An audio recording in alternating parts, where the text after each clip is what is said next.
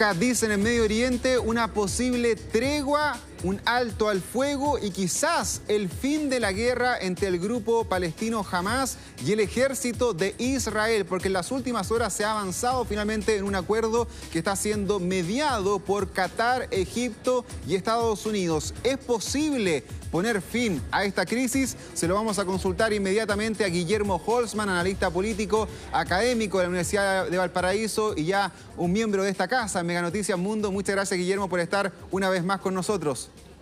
¿Qué tal, Pablo? Un agrado saludarte. Guillermo, bueno, ¿qué tan cerca ves de que se pueda cumplir finalmente con una tregua? Porque ha habido innumerables intentos, ¿no?, de poder mediar, de alcanzar finalmente un acuerdo político entre ambas partes. En algunos casos ha sido rechazado por Israel, en otras por el grupo Hamás. Una dilación, sin embargo, que ahora dicen que estaría en su punto más cercano. ¿Cómo ves tú? ¿Es posible que esta semana se alcance un pacto? Sí, es perfectamente posible. Primero porque hay la voluntad de los principales países involucrados, incluyendo al grupo Hamás.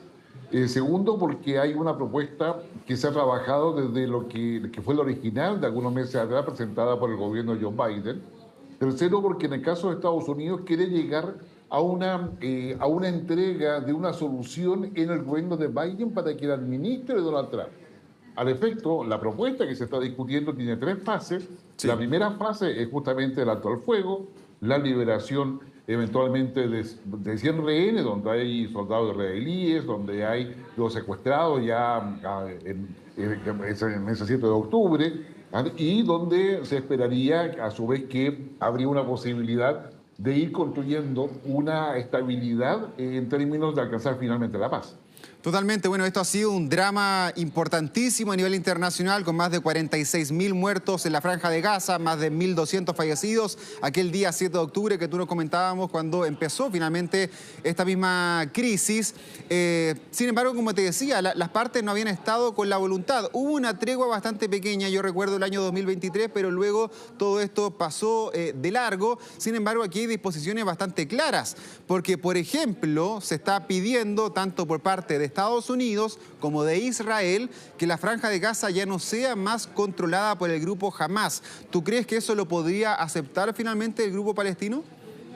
Sí, hasta ahora, y por las fuentes que hay en Egipto, señalan de que eso sería factible en la medida en que Gaza tenga una cierta autonomía respecto a Cisjordania y se cambie la lógica de estructura política e ideológica que tiene la Autoridad Nacional Palestina. Que esto sería ya la tercera fase.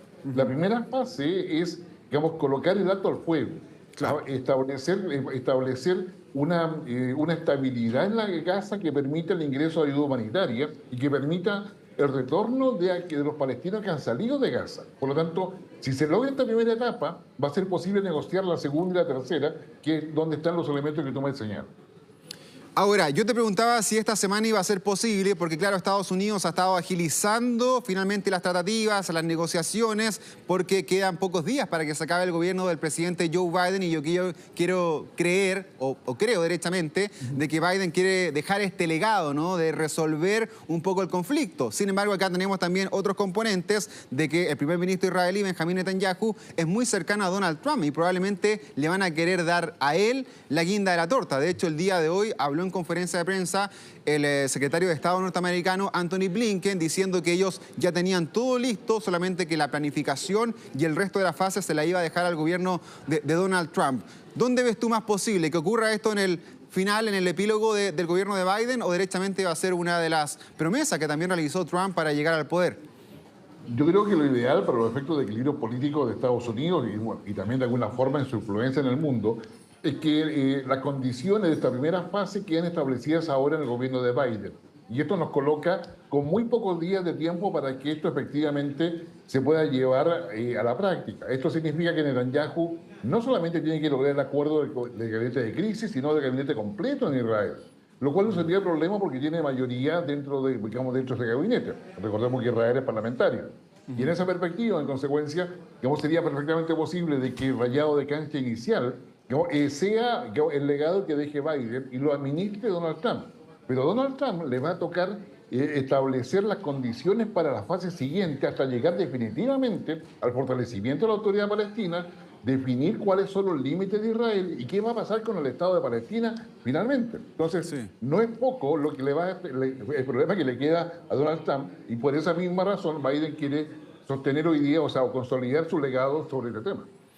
¿En qué posición, Guillermo, queda Israel después de este 1 año y medio de guerra que estamos viviendo? Te lo pregunto porque, claro, a nivel militar probablemente han logrado, ¿no?, derribar y derrumbar gran parte de lo que es el grupo Hamás, destruir gran parte de la Franja de Gaza. Es decir, este conflicto armado está ganado ya casi desde el primer día por parte de Israel. Pero te lo digo porque también en este tiempo se ha enfrentado con otros grupos, con los hutíes en Yemen, ¿cierto?, con Hezbollah en el Líbano. Han incrementado las pugnas con otras naciones como el caso de Siria, como el caso de Irán. El primer ministro Benjamín Netanyahu hoy día tiene una orden de captura de la Corte Penal Internacional. Se han dispuesto medidas judiciales también en el Tribunal de La Haya. Es decir, la imagen internacional también se ha visto golpeada, de mi punto de vista, para Israel. ¿En qué posición crees tú que llega finalmente este mismo país a esta etapa de un posible acuerdo?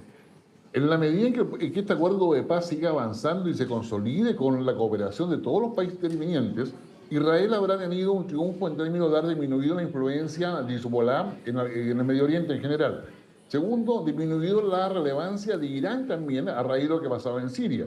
Queda pendiente cuál va a ser la evolución de la situación de Siria, considerando que hay grupos islamistas radicales, particularmente acusados por China, que están presentes en Siria. En consecuencia, yo creo que tenemos un panorama donde, a medida que se logre avanzar en una estabilidad regional, Netanyahu va a ser presionado para dejar el poder y él se va a poder llevar la bandera para pedir probablemente algún tipo de beneficio de haber vencido a los 7 enemigos que había considerado inicialmente después del 7 de octubre. En esa perspectiva, digamos, la figura de Netanyahu va a quedar siempre, por lo menos de aquí en adelante, en el cuestionamiento respecto a qué va a pasar con él en su futuro, mientras que Israel entra a un desafío realmente no menor: lograr la gobernabilidad política interna luego de una guerra que los ha dividido y fragmentado en forma bastante evidente y que no siempre aparece en los medios de comunicación, pero a su vez también en un acuerdo con un Donald Trump que quiere volver a tomar los acuerdos de Abraham como un elemento básico para poder incorporar a China, que tiene varios intereses en la región, y establecer lo que sería como una suerte de satélite o de socio comercial importante para los intereses que Donald Trump quiere para Estados Unidos. Ahora, desde el lado palestino, sabemos que el ejército israelí ha matado, ¿no?, a la mayoría de los líderes de Hamás. Este grupo hoy día está prácticamente anulado por el gobierno israelí y sus tropas militares. ¿Tú crees que podría reconfigurarse, podría reaparecer Hamás, o ya esto va finalmente a generar un destino del fin de este grupo palestino? Y si es posible en ese sentido de que la Autoridad Nacional Palestina, que es la que gobierna Cisjordania, este otro territorio palestino, pudiese también controlar la Franja de Gaza. ¿Cómo es finalmente el acontecer político que va a tener la franja? Hasta el minuto, la información que tenemos es que Hamás no estaría controlando Gaza. Hamás estaría dispuesto a dejar el control político de Gaza. Y eso constituye, sin lugar a dudas, una buena noticia. Pero eso no significa que Hamás no tenga futuro. Y probablemente su futuro va a ser mostrar capacidad para transformarse en una fuerza política legítima, establecer su disolución, que sería la otra alternativa, o crear un nuevo grupo alejado de los objetivos originales. Esos elementos son los que se van a discutir ya en la segunda y tercera etapa respecto a cómo se canaliza lo que representa Hamás, considerando el debilitamiento que ha tenido y el desgaste que ha tenido con Israel. No pudo lograr sus objetivos. Israel, en cambio, sí lo logró con un alto costo humanitario, como tú lo has señalado, pero finalmente Hamás ha quedado reducido a su mínima expresión. En política, como bien sabemos, y en este tipo de cosas también aplica lo mismo, o sea, digamos, no hay muertos. Digamos, todo eso puede resurgir, ¿ya? Y de alguna forma se espera de que esto se pueda negociar adecuadamente para que no pase. La solución que se está negociando ahora, de aprobarse, empieza ahora y va a demorar por lo menos 6 o 8 meses más. Sí. Y que no te pase desapercibido que van a ser los mismos 6 o 8 meses que se va a demorar la resolución de Ucrania. Guillermo, por último, mira, ahí está la pregunta totalmente planteada. ¿Cómo ves tú que va a ser la reconstrucción luego de la Franja de Gaza? Nosotros habíamos hablado, ¿no?, de cómo han quedado todos los edificios, las residencias, las zonas fronterizas, que muchas de ellas en ruinas, ¿no?, prácticamente en su totalidad. Las mismas Naciones Unidas habían dicho de que casi no hay un lugar seguro en este momento en la Franja de Gaza. ¿Cómo ves posible la reconstrucción? ¿Qué actores internacionales deberían participar finalmente en este mismo proceso? Primero yo creo que es la reconstrucción humanitaria, el retorno de los palestinos a Gaza, recuperar la infraestructura crítica, donde Israel está exigiendo de que se acaben con los túneles, por ejemplo, establecer la ayuda humanitaria en términos, hay mucha gente con hambre, con hambruna, Sí. hay un tema sanitario importante. Por lo tanto, yo creo que la primera etapa es la recuperación a niveles mínimos.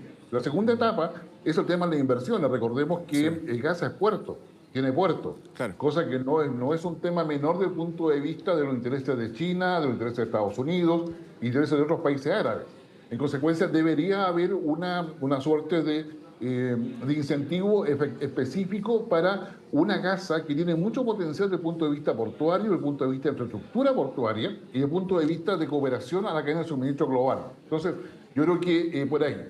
Y entre medio está un tema que no es menor, pero es de qué manera se va a relacionar o no con Israel y cuál va a ser el futuro o no del Estado, de la creación finalmente del Estado palestino. Totalmente, Guillermo, ojalá se pueda lograr este acuerdo. Ha causado mucho dolor este conflicto a ambos lados de la frontera, además con un drama que tú decías ahí, la hambruna, mucha gente que lamentablemente ha quedado imposibilitado, ¿no?, de acceder a servicios básicos y además con una gran cantidad de niños inocentes que han fallecido en medio de esta crisis en Medio Oriente. Muchas gracias, Guillermo, que estés muy bien, un abrazo grande.